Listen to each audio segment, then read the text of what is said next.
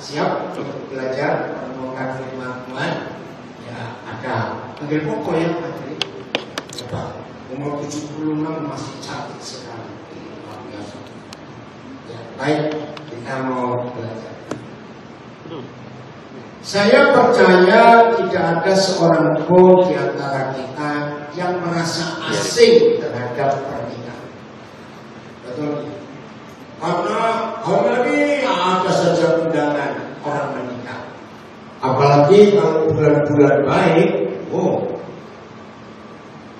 bukan cuma pengantinnya yang ribet. Kalau kita punya teman banyak, terus bulan baik nikah kita repot. Berapa kali undangannya jamnya sama, hanya sama. Betul tidak? Terus mau milih yang mana?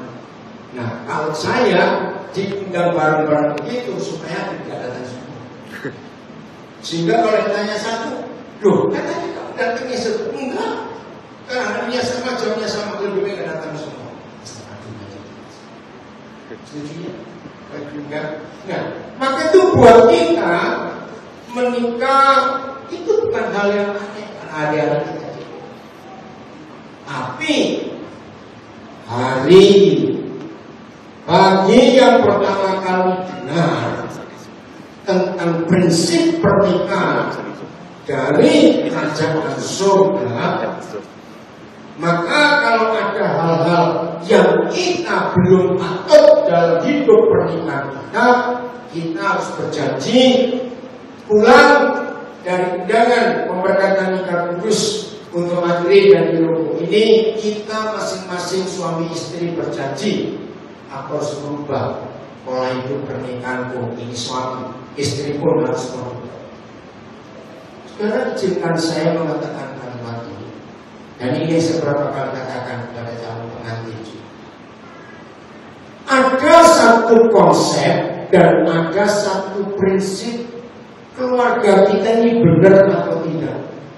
Tolong yang semua bisa dalam Facebook cek suara bagus. Tapi maaf, kalau saya mengungkapkan ini dan ada di antara kita keluarga kita nggak seperti yang kalimat saya katakan, saya minta maaf dulu. Dimaafkan nggak? Kalau saya tanya, dimaafkan nggak? Oh terima kasih, saya terima kasih. Begini. Nah untuk yang belum menikah juga ini penting. Paham ya? Adik-adik, saya lihat ada beberapa anak kecil. Kamu serius sekali. Ya namamu siapa? Ya Michael umur berapa?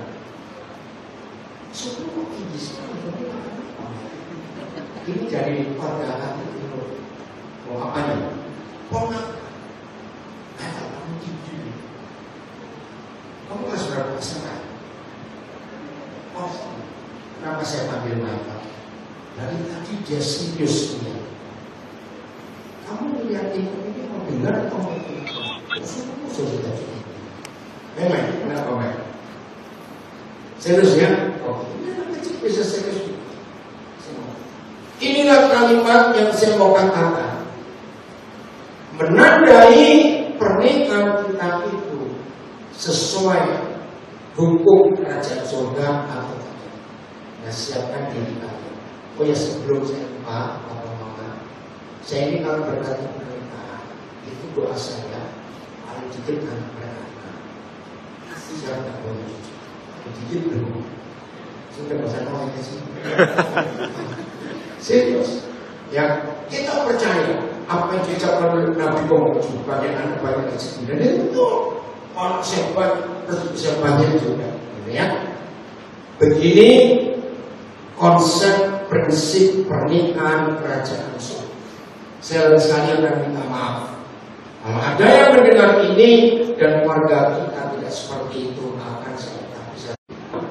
Maka ketika anak perempuan kita sudah dekat-dekat untuk ingin menikah, maka anak perempuan akan ngomong, "Ma, Pak, besok kalau aku menikah, aku ingin dapat suami kayak Bapak." Dan mungkin begitu pula kalau anak laki. Kalau bapak-bapak itu benar dan terkenal, maka anak laki pun akan berkata, "Ma, Pak, besok kalau aku menikah, aku ingin dapat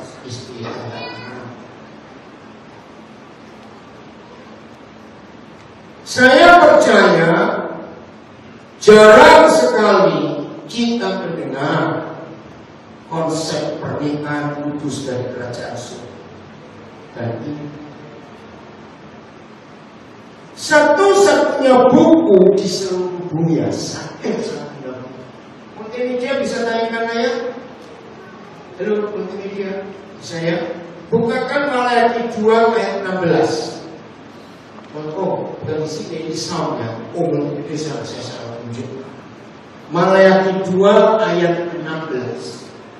Tidak ada buku manapun di dunia yang pernah membuat pernyataan setegas ini.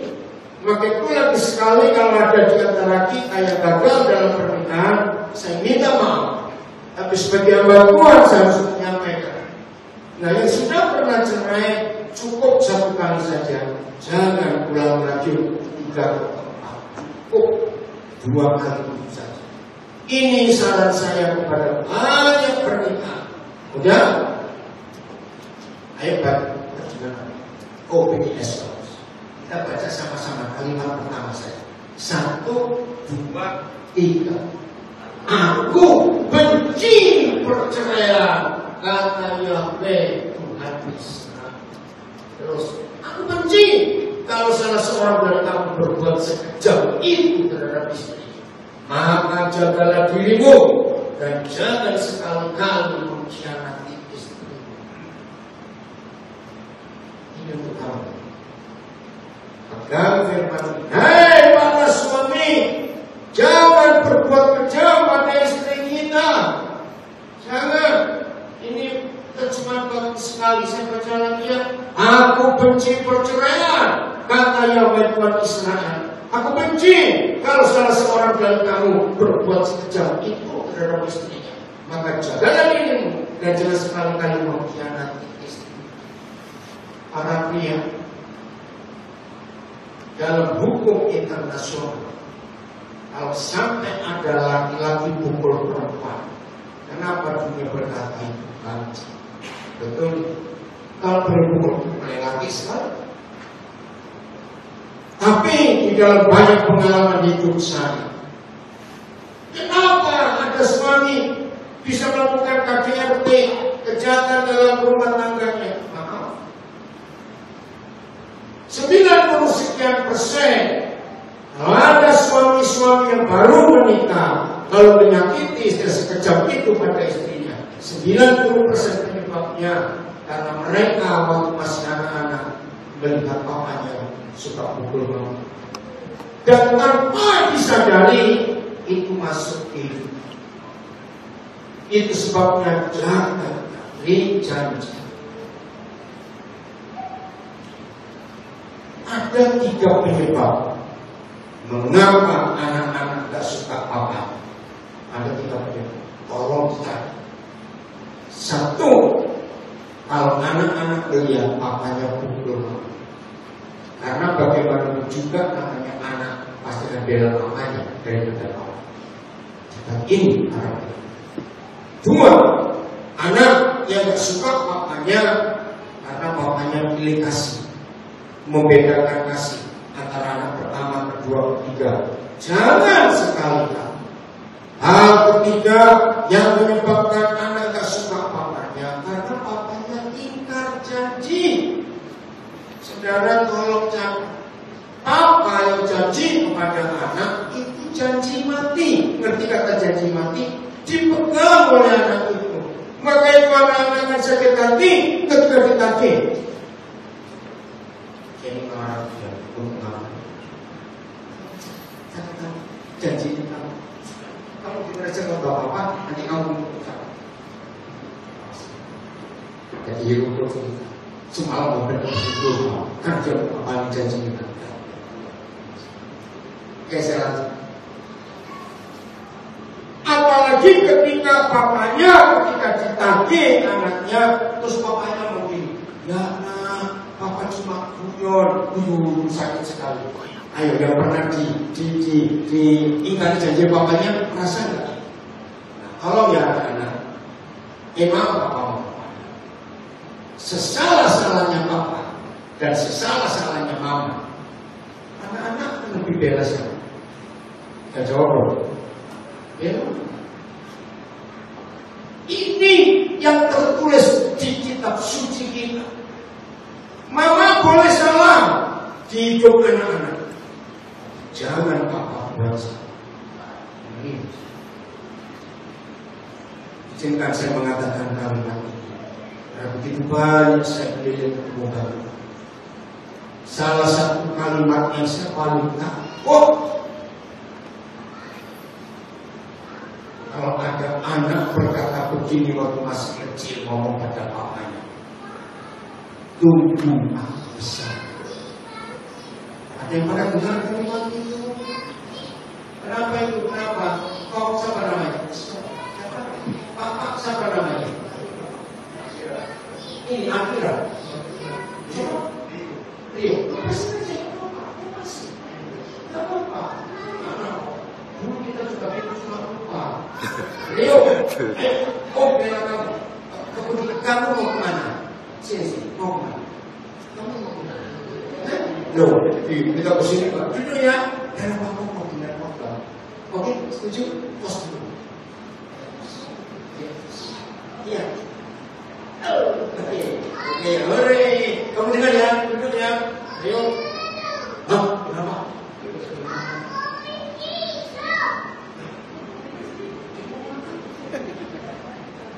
Bahasa apa? Saya ingin tahu dia ngomong apa. Dia ngomong apa kamu? Dia mau? Oh, I sit down. Oke, duduk. Pintar ya. Jangan ngomong tinggal bebas. Ya, harus kemana? Kalau saudara pernah ketemu ada seorang anak mengatakan kalimat ini, tunggu yang aku besar. Tolong beri perhatian serius. Anak ini betul tidak? Tolong bukakan Kolose 3:21. Kalau baca ayat, inilah peraturan kerajaan surga. Gak apa-apa, pasti aja. Lihat Kolose 3:21. Ayo kita baca. Ini juga. Baca sama-sama serius ya. 1, 2, 3. Saudara-saudara yang menjadi anak, janganlah menyakiti hati anak-anakmu sehingga mereka menjadi putus asa. Saudara, tidak ada peraturan di kitab suci, mama, jangan sakiti hati anak. Hampir tidak ada mama menyakiti hati anak, karena mama tahu susahnya mengandung dan susahnya melahirkan. Ini 1 Tesalonika pasal 2. Tolong buka.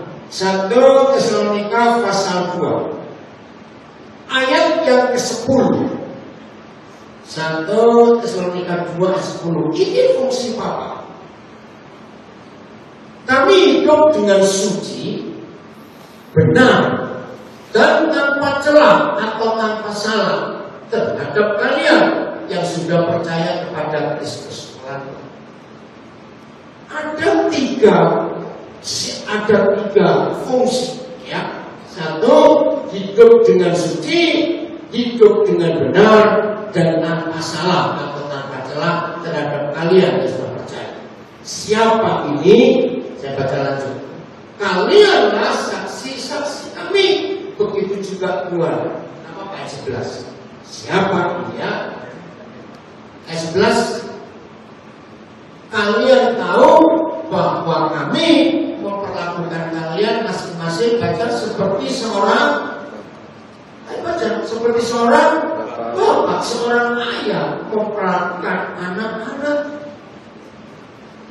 Maka itu ketika masih kecil, ketika mama salah, anak-anak lebih cepat menerima, lebih cepat memaafkan, lebih cepat melupakan.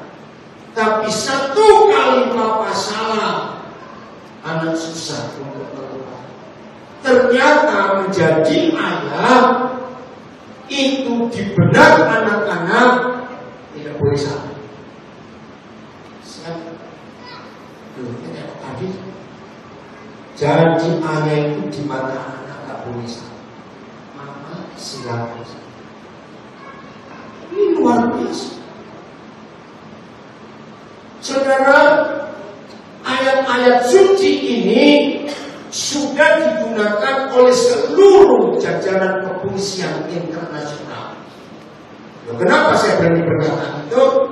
Saudara perhatikan. Oh ya, saya lupa. Ini video jangan terus ya. Maka jangan putus. Yang penting yang ini. Untuk ciuman pasang cium itu akan bisa dibuat. Terima kasih. Kalau masih habis saya berikan. Tulisan ini dipakai oleh seluruh kepolisian internasional. Berarti termasuk Indonesia. Dalam hal apa? Sekarang perhatikan. Begitu polisi menangkap penjahat atau pelaku kriminal, sekarang percaya nggak ini ayatnya dipakai?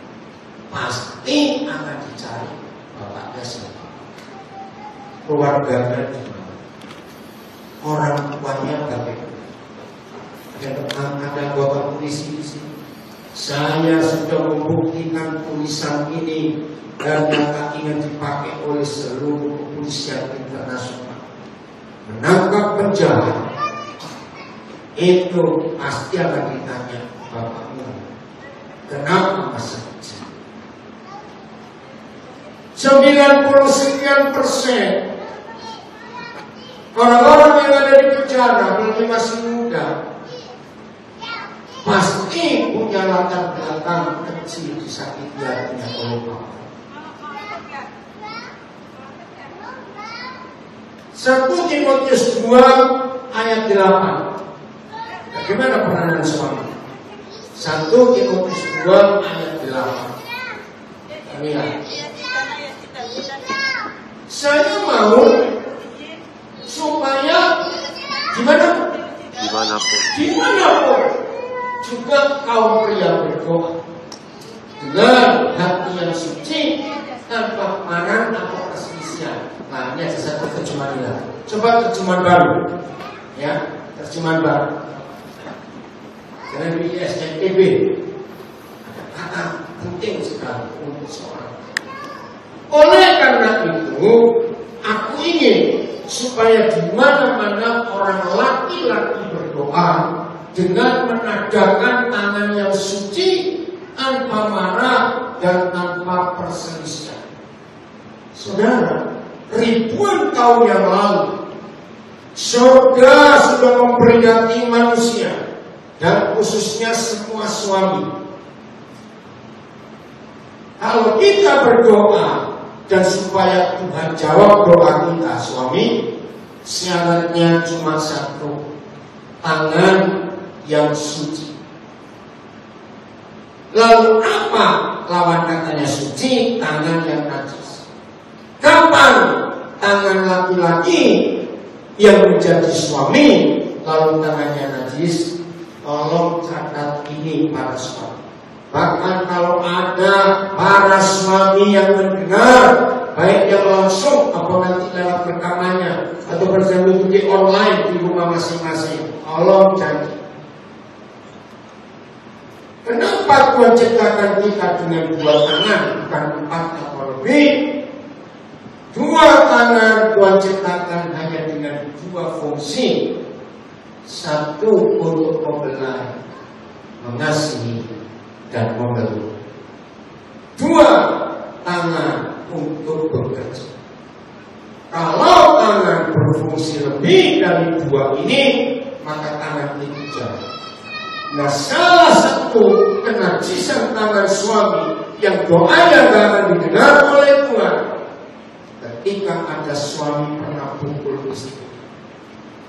Kalau artinya Tuhan gak pernah janji dalam rumah tangga kalian ada masalah.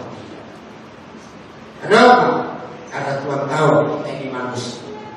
Tapi suatu hari ya bisa terjadi dong, istri jengkel sekali. Kalau cara melampiaskan kejengkelannya salah, sehingga membuat suaminya pusat.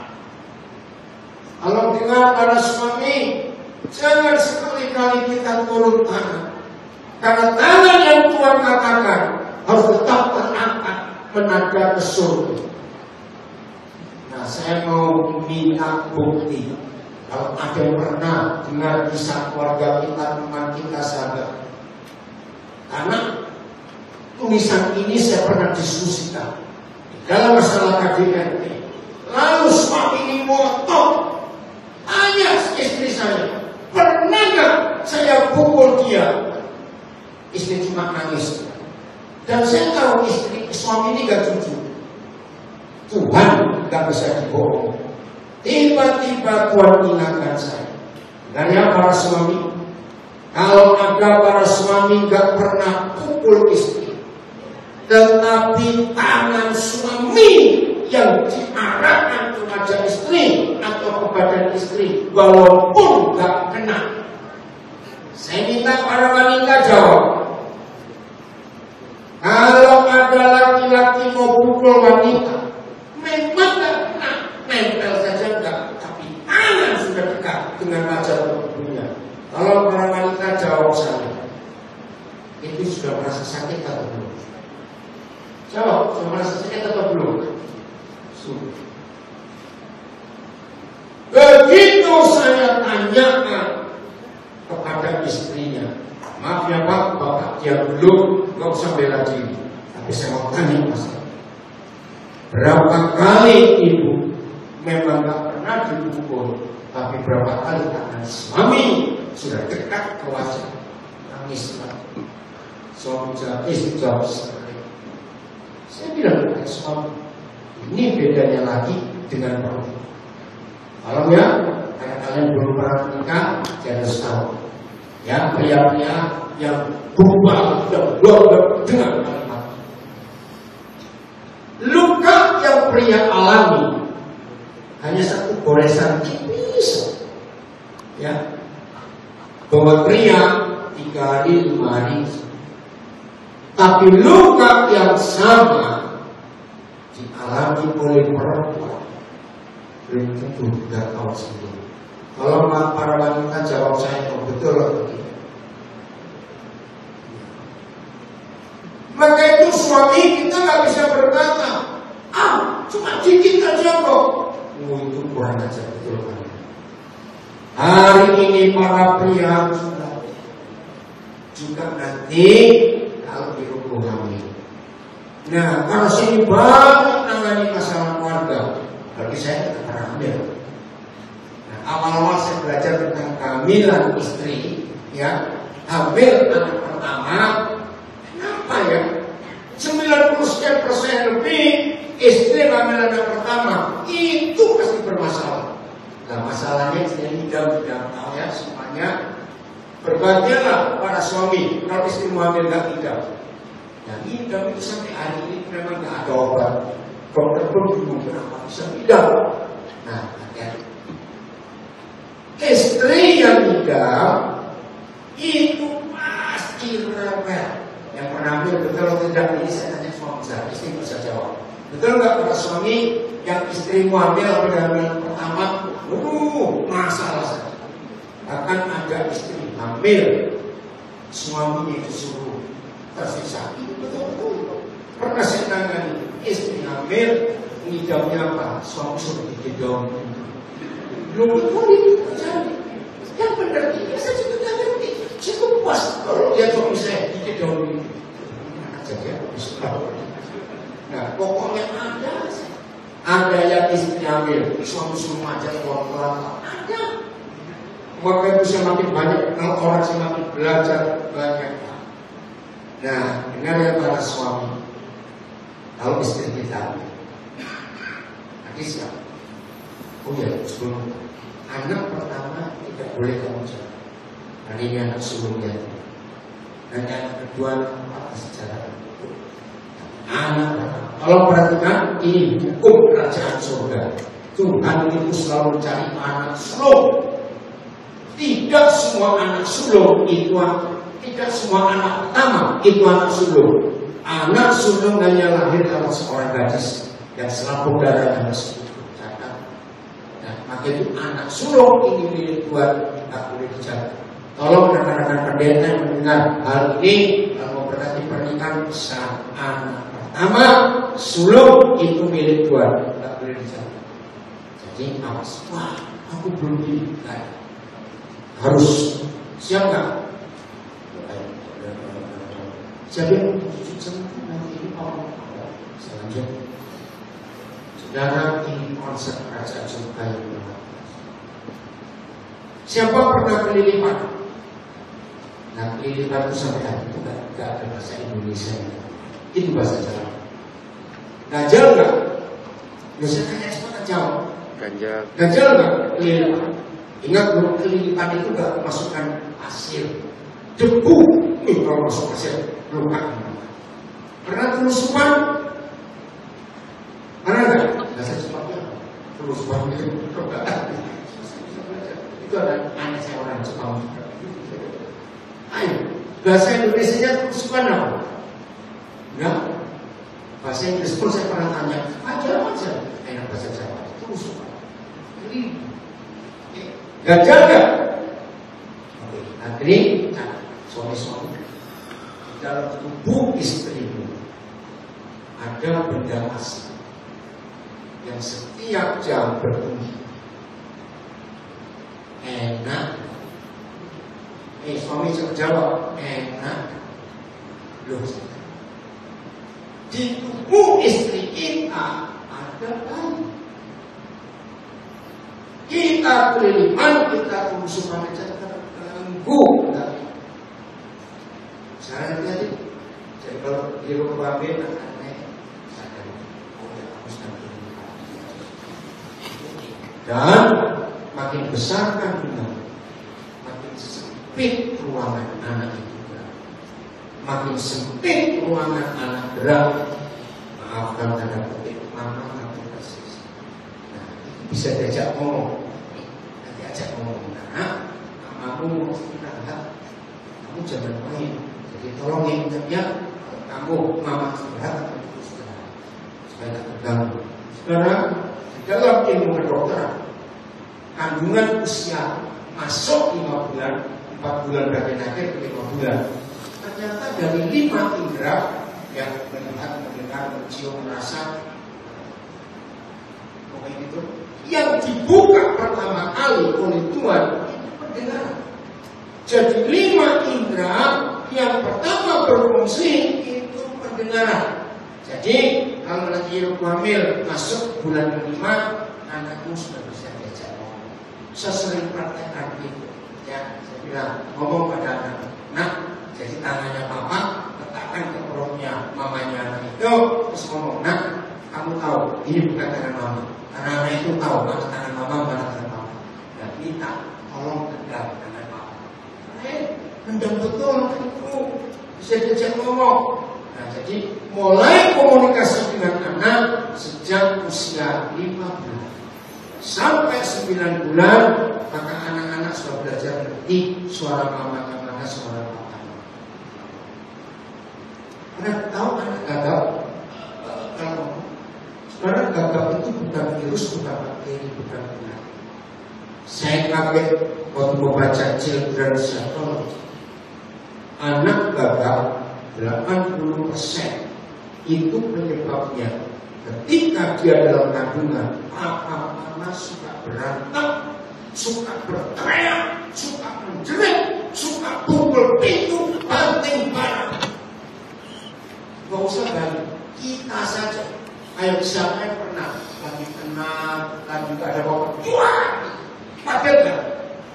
Nah, karena ini bayi dalam kandungan, begitu dengan kencang, lalu saya buktikan. Saya pernah mengunjungi beberapa terapis, yaitu terapi bicara, speech therapy, saudara tahu ya. Saya ingin buktikan fakta ini, dan ternyata mereka bilang, anak yang gagal itu bukan turunan. Karena selama dalam kandungan, mama papa suka berantem, teriak, menjerit, dengan batin ini, batin ini. Itu siapkan dirinya. Saya kembali ke malah yang kedua. Lalu kalau nggak bisa cerai, Ingat loh, bukan tidak boleh cerai, tidak bisa. Tolong simak, apa bedanya tidak boleh cerai dan tidak bisa cerai? Mana yang patah? Boleh atau bisa? Ayo, tidak boleh cerai atau tidak bisa cerai? Yang patah? Tidak bisa. Nah, terus gimana kalau nggak cocok? Karena kenapa Tuhan memberikan hukum ini? Karena kalau toh kita bercerai lalu menikah lagi, akan ketemu masalah yang sama, cuma orangnya yang berbeda. Saya kumpulkan semua data Alkitab. Kalau ada orang ingin menikah dan enggak ada keributan, enggak ada pertengkaran, Alkitab menganjurkan menikah dengan anak. Itu bahwa tidak mungkin kita menikah dengan anak. Inilah hukum yang luar biasa. Lalu gimana cara menghadapinya? Surga hanya memberi satu hadiah untuk semua pernikahan di dunia. Saya ulang, surga hanya memberi satu hadiah untuk semua pernikahan di dunia. Ya, jadi kan cuma yang Kristen yang tak beragama pun, kalau orang itu menikah, Tuhan akan memberi hadiah. Tolong catat. Ini lebih dari uang 200 triliun, lebih dari emas 1 ton. Apa itu? Mengampuni suami istri. Inilah harta yang paling dibenci oleh neraka. Selama harta pengampunan ini masih ada di dalam rumah tangga, setan tak tinggal diam. Mereka berusaha untuk ambil harta. Maka itu jaga harta yang paling mulia. Yaitu apa? Mengampuni. Apa itu mengampuni? Mengampuni itu gak usah melibatkan uang, itu urusan kita. Begini arti mengampuni. Saya tanya pengantin lagi, ada nggak manusia yang pernah salah? Ada, mereka. Jadi ada nggak manusia yang pernah salah? Betul? Kemarin-kemarin kita pernah salah tidak? Jawab semuanya. Ayo, kita kemarin-kemarin pernah salah tidak? Salah, sering. Begitu. Pernah. Ternyata sesuatu. Betul, kita sering salah. Jangan salah. Jujur semuanya. Tuhan memberkati orang jujur. Nomor 2, hari ini bisa salah. Misalnya ada orang bangun pagi-pagi, berdoa terus buat tolong, hari ini tolong saya, supaya saya nggak salah. Tuhan dengar, Tuhan jawab doanya? Tidak. Yang namanya manusia akan penuh kesalahan. Kenapa? Cuma satu alasannya, supaya nggak sombong. Saudara, ada masalah kejiwaan yang dialami oleh banyak anak, dan itu pun saya harus mengatasi pada depan anak saya. Apa itu? Stres kalau dapat nilai jelek. Nah, ini didikan orang tua yang salah. Serius. Anak-anak yang maunya perfect, maunya dapat angka bagus, nilai bagus. Jangan bangga pada anak seperti itu. Dia bisa kena gangguan jiwa. Ngerti nggak maksud saya? Berapa banyak anak-anak hidupnya masih kecil, tapi sudah sakit lambung, asam lambung yang tinggi, karena tuntutan orang tua yang berlebihan.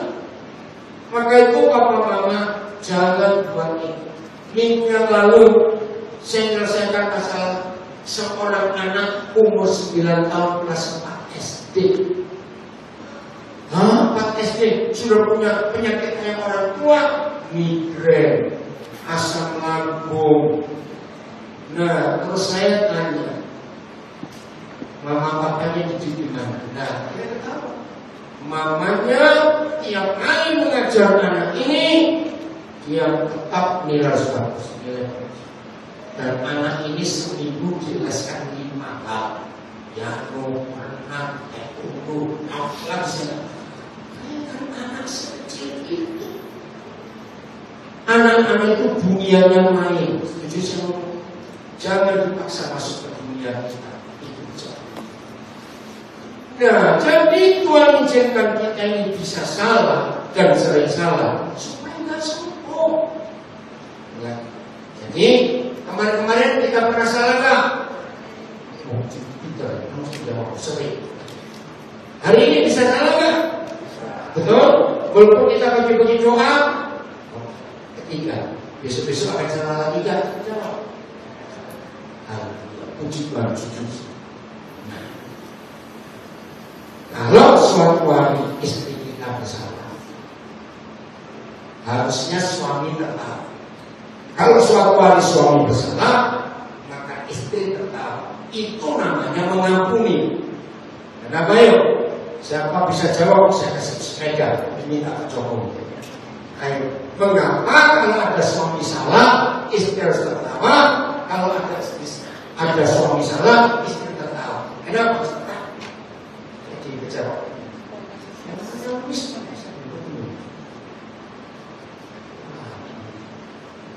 Sorry. Ayo cepetan. Mengapa harus tertawa? Yang nggak salah. Gak dengar, coba bisa jawab kan? Itu namanya mengampuni. Oke, saya jawab saja. Begitu pasangan kita salah, yang disalahin dan yang disalahkan harus tertawa, bukan itu. Langsung ngomong, ya ternyata kita dua salah. Betul ya? Saya tadi datang. Kita nggak pernah salah kemarin-kemarin. Sering. Hari ini bisa salah, besok akan salah. Ya sudah. Kalau pilih satu di antara dua kata ini, maka itu kalau ada orang sadar dia sering salah, bisa salah dan akan salah. Tetapi nuntut orang di sebelahnya tidak boleh salah. Ini sadis atau bajingan? Jangan jawab. Ini pilih saja. Sadis atau bajingan? Bajingan. Kenapa? Biadab. Kenapa biadab? Karena dirinya sendiri sadar sering salah, bisa salah, akan salah, tapi menuntut orang di sampingnya tidak boleh salah. Biadab tak cocok. Nah, mudah-mudahan di sini ada istri suami yang biadab. Maka itu suami istri, kalau yang satu salah, yang lain apa tadi? Dari Allah. Kenapa? Ya kan sama. Oke? Pilihkan satu di antara tiga kata ini, mana yang benar, mana yang salah. Disakiti, menyakiti, tersakiti. Disakiti, menyakiti, tersakiti. Ini mana yang salah, mana yang benar. Disakiti, menyakiti, tersakiti. Kan itu banyak terjadi di hidup kita sehari-hari. Ayo, kita terus. Kalau ketawa jangan dari disakiti, tersakiti, menyakiti cepat. Saya harus ke PSD. Ada seminar lagi nih nanti di sana. Ayo, disakiti, menyakiti, tersakiti. Mana yang salah, mana yang benar? Yang mana? Yang salah yang mana? Oh, ada suara di belakang. Yang mana? Wih, semua salah.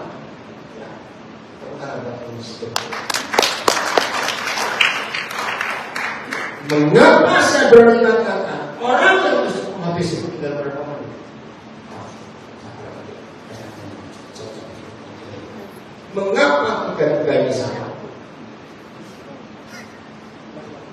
Saya beri ilustrasi. Siapa pernah punya pengalaman di salah satu jari tangan kita itu ada luka kecil? Kita nggak rasa. Nah, luka itu rasa ketika seorang makan soto rasa. Rasa nggak? Loh, cuma terjawab rasa. Nah, sakit nggak? Pergi dong. Apa kita marah pada jeruknya? Jeruk udah nggak jeruk, kenapa melukai? Enggak kok. Nah, kalau masih ada yang bisa tersakiti dan ada yang bisa disakiti, karena saudara belum sembuh. Justru berterima kasihlah kepada orang yang buat sesuatu dan saudara merasa sakit. Betul kan? Seperti kita berterima kasih pada jeruk. Jeruk terima kasih.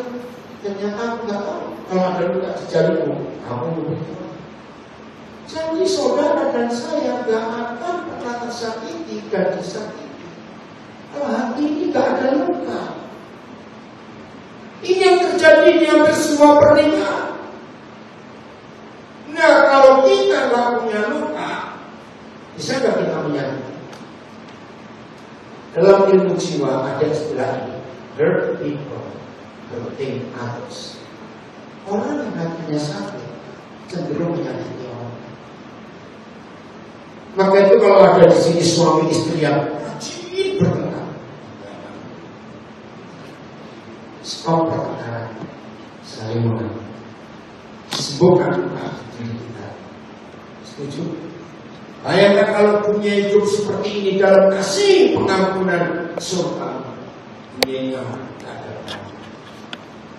Siap? Yang mati jadi kata apa? Cucu. Ya, nah ibu bapak, suami istri yang hadir di sini maupun online, kalau rumah tangga saudara lagi kacau yang ini, terima hadiah dari surga. Lebih dari uang puluhan triliun emas satu ton, yaitu pengampunan. Suami istri yaitu pengampunan. Siap? Untuk ucapan janji ini, ya? Gitu. Tidak seperti apa? Tidak sah. Oh ya, tolong bukakan ayat Malaikat 2:14. Mengapa janji nikah ini penting dan bukan hafalan, bukan proforma, bukan ritual? Malaikat 2:14. Coba lihat. Kamu bertanya, mengapa ia tidak mau menerimanya? Jadi imam-imam hari itu protes ke surga karena persembahan mereka tidak diterima. Oleh karena Yahweh tahu kamu tidak setia pada wanita yang kamu nikahi di masa muda. Berarti ini firman untuk siapa? Jawab, ini firman untuk siapa? Suami. Saya baca lebih keren. Kamu bertanya, mengapa ia tidak mau menerima persembahanmu? Oleh karena Yahweh tahu kamu tidak setia kepada wanita yang kamu nikahi di masa muda. Wanita itu kamu hidupmu, tetapi kamu telah mengkhianati dia. Walaupun di depan Tuhan kamu telah berjanji untuk tetap setia kepadanya. Terjemahan barunya, kata-kata ini yang saya mau pakai. Oleh sebab Yahweh yang telah menjadi saksi antara engkau dan istri masa mudamu, yang kepadanya engkau telah tidak setia, padahal dialah teman sekutumu dan istri seperjanjian. Saudara, ada ratusan ayat dalam kitab suci yang berkata Tuhan hadir menjadi saksi. Tuhan hadir, ada banyak ayat Tuhan hadir memberkati, Tuhan hadir menyembuhkan, Tuhan hadir menolong, banyak hal. Tapi hanya ada satu, Tuhan hadir menjadi saksi waktu kita menikah. Maka janji nikah ini satu-satunya persyaratan Tuhan berkenan memberkati atau tidak. Maka itu tak boleh dilakukan, tak boleh dibaca, tak boleh didikte. Dari hati kalian lah surga akan menilai layak tak diberkati. Maka itu rekan-rekan pendeta, kalau memberkati nikah, tolong perhatikan Malaikat 2:14. Tidak boleh dihafal, tidak boleh dibaca, itu keluar dari hati. Siap? Kalau tidak siap, ngomong gak siap, terjemahkan saja. Nikahnya lanjut lain kali. Serius, siap ya? Silakan kalian berdiri.